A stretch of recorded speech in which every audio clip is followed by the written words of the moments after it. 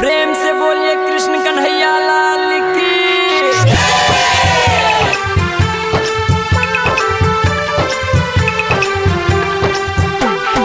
आप अभी सुन रहे हैं विराट म्यूजिक की शानदार प्रस्तुति।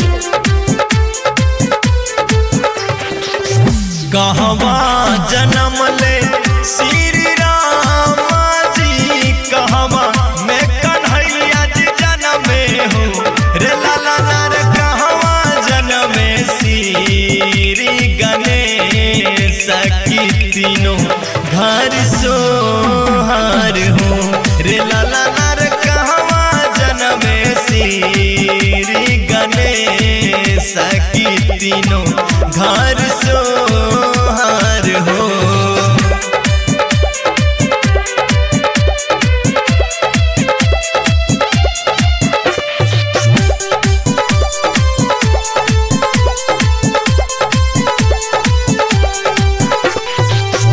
अयोध्या जन्मे श्री राम जी, मथुरा जन्म कृष्ण कन्हई हो रे लाला नार। पर्वत जन्मे श्री गणेश की तीनों घर सोहार हो रे लाला नार। पर्वत जन्मे श्री गणेश की तीनों घर सोहार हो।